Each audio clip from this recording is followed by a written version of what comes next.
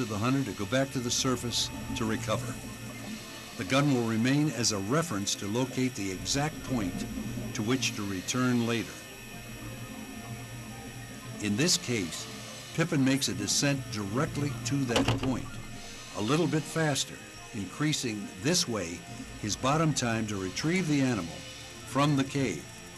Something to take into consideration is the possibility of getting hurt by the coral.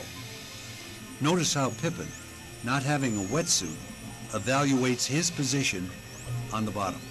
On occasions, the injured fish would turn itself inside to open its pectoral and dorsal fins as a way to anchor itself against the walls of the cave, making very difficult the exit.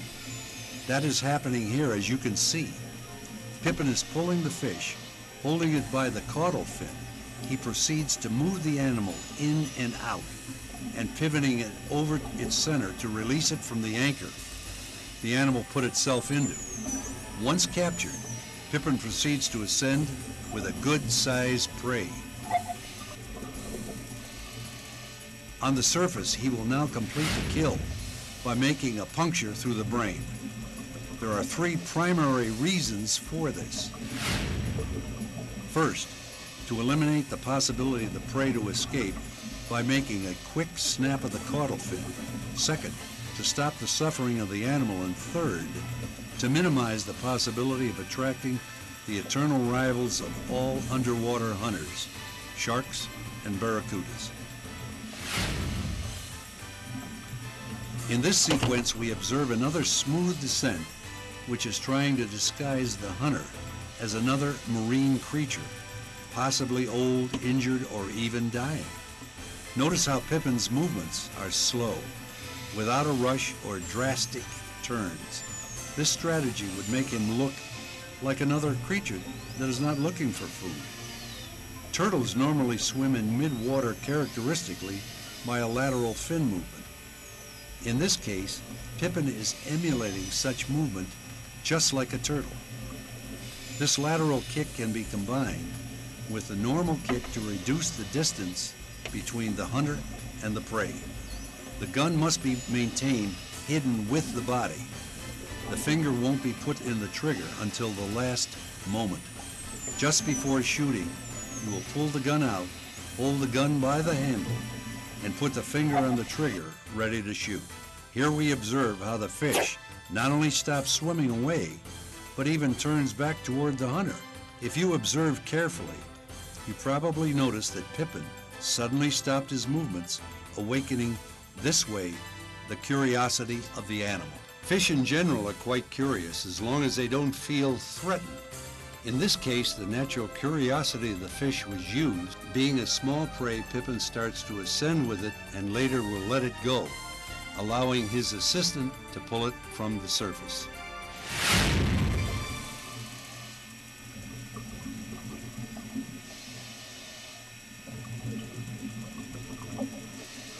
In this other shot, we see Pipin getting ready to descend once again. With another smooth descent, minimizing oxygen and energy consumption, he goes to the bottom. He had performed an evaluation of the area first, noticing that this particular topography presents the ideal conditions to find fish. The borderline between the edge of a coral reef and a sandy bottom. This type of topography attracts many potential preys for the hunter.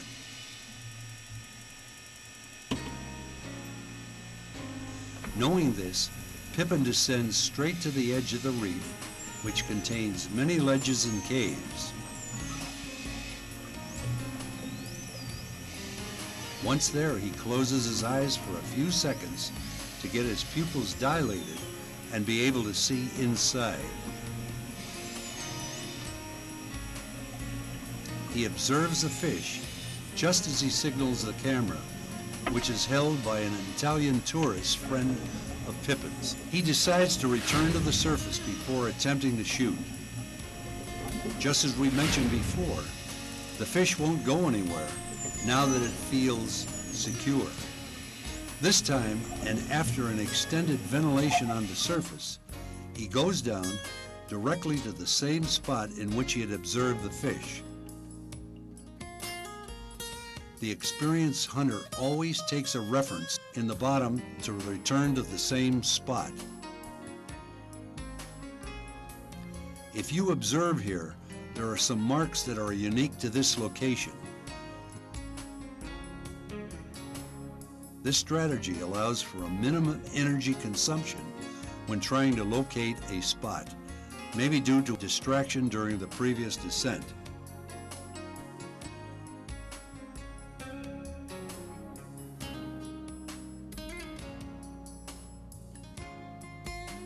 With the creature already located, Pipin shoots only this time due to the closeness of the cave wall. The tip of the shaft broke, letting the fish get away. The barb of the shaft is no longer there to hold the fish. Pipin, before ascending, observes where the fish went. The animal got inside a nearby hole. Since it can be used in another shaft, Pipin recovers the tip.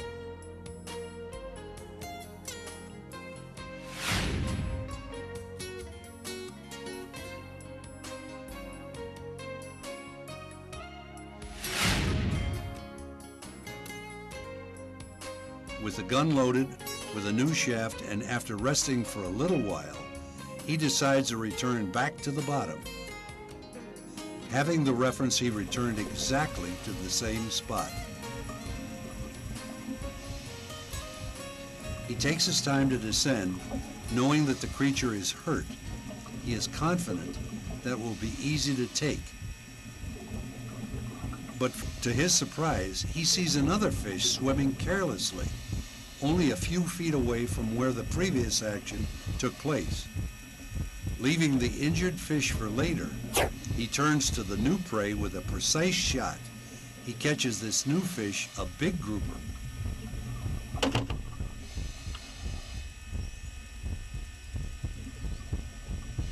The other fish would be dealt with later, as in effect Pipin would have done.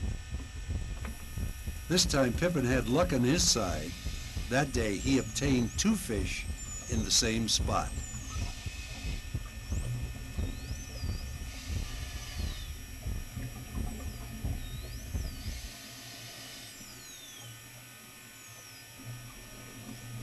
Due to multiple reasons we have mentioned before, the spear fisherman should usually go with the current.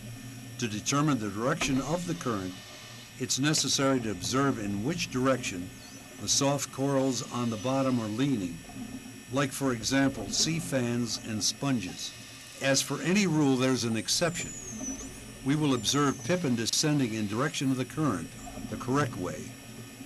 He observes the area around like looking for something else, when suddenly he turns around, changing direction. The reason? A grouper that was right behind him. It was trying to escape after noticing Pipin's intentions. But it was too late. Another precise shot penetrates the animal, but would not surrender without giving fight, the fight for survival, which is now looking for the safety of a nearby cave.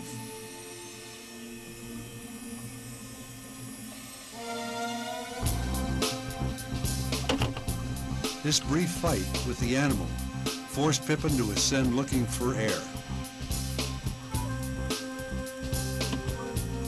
With a hydrodynamic position, extending his arms upward and an efficient kick, he returns back to the surface. The gun will remain one more time as a reference for a later recovery. As an additional reference, the silt was stirred up. Due to the turbidity of the water, the images of Pipin retrieving the grouper have been edited.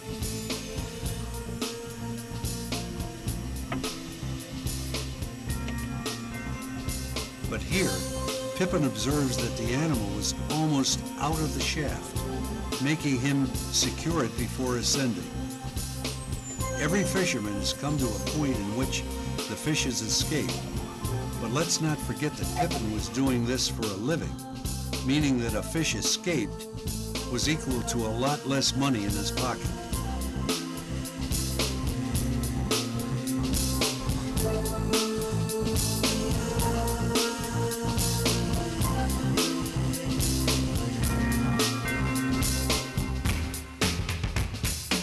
At the end, a happy day, going home with enough pieces to put food on the top of his table, with the loyal company and watchful eyes of his assistants.